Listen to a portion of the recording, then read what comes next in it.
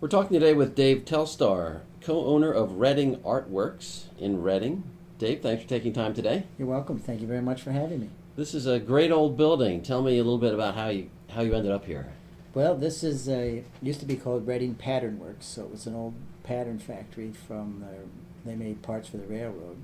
And when we came up here, I should say when I came up here 7 years ago, I was just floored by all the cool old buildings that Reading had available.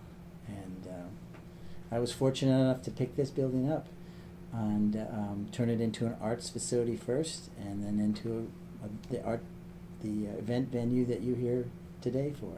So that's what you saw initially. You saw a place where you could bring artists together. Yeah, bring artists together, bring creative people together, do woodworking and other kinds of things here, and that was my original vision. But that changed. Yes, it did. What made it change? We realized that people were approaching us to do different kinds of things, and we had the space, and we realized that there's nothing of this size available for doing cool parties or events. How big is it? It's almost 7,000 square feet. Okay. Up on the second floor, and same thing on the first floor. So we really started doing it when we just started with lights outside, and the parking lot wasn't finished, and then people kept asking us, and then we fixed it up more and more. So you're kind of in the event planning business now. We're in the event planning business. Did you ever see yourself doing event planning? Never. Never. How's it going? It's good. It's wonderful. When we were walking and talking earlier, you talked a little bit about some of the work that you had to do here to get this place ready. Yeah, it took about 2 years worth of physical work to actually come up with the idea and actually implement the idea, clean the building out, and then start building all the walls and all the stuff that we needed.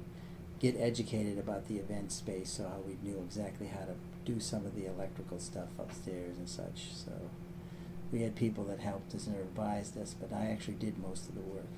So what's been in this transition as from kind of artist supporter to entrepreneur, really? What have you learned along the way about running a business? Well, you have to be flexible. Most important, you have to listen to what customers want, and you have to be willing to help them create their ideas or share their vision with them, and give them a unique experience, really. You've talked a couple times about listening to customers. People were coming to say, "Hey, would you be able to do something?" And this idea of being a business owner who listens to customers and being an artist, you don't normally see that in one person. No, normally you don't, I guess, because normally an artist has a vision and they execute their vision, and that's their statement, or so to speak. Yeah, it's all about the artist in a way. It's all about them in a certain way. And I'm fortunate that I can be an artist, I can have artists here and work around artists, and then solve a problem that somebody else has that maybe is more confined or more constrained, but still come up with a creative solution to be able to give them something visually that they really can remember and like. Yeah. This was kind of a midlife change for you, I'm Yeah. guessing. Yeah, I used to do kitchens and baths and those kinds of design things. And did you like that kind of work? I did. I like the design aspect and the creative aspect, problem-solving aspect of it. But, I didn't, there are certain parts of that business I did not enjoy, and you need a lot of people to pull off those kinds of things. So, have you ever thought about moving somewhere else, or are you kind of in it for the long haul? No, I'm in it Reading? for the long haul. I have other projects up here, and I like Reading. I like the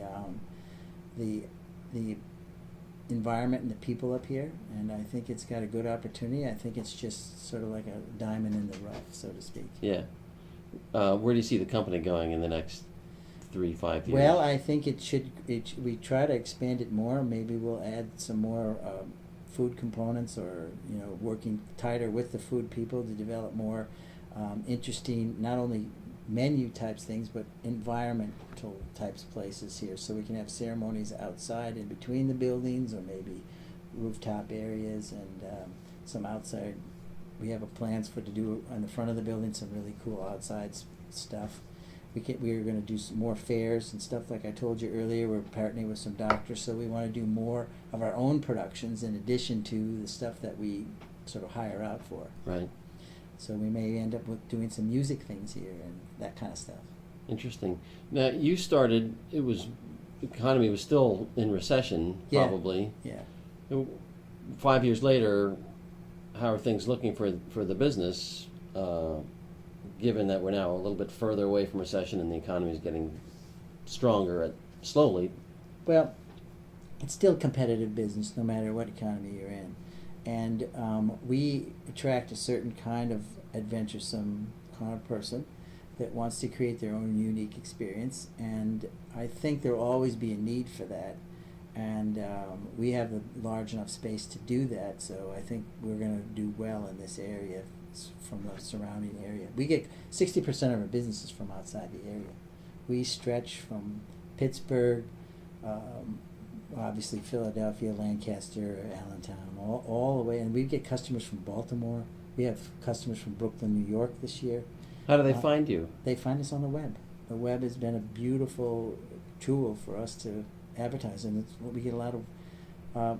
They even find us on the Knot or some of these other publications, Gathering Guide, or some blogs that people are writing about cool places to do stuff. So we don't do that much advertising, but the things that we do, we get the word out there right. Well, as a newspaper person, I'm sorry you don't do more advertising, but David, it's been a pleasure talking to you today. Thank you. Thank you very much.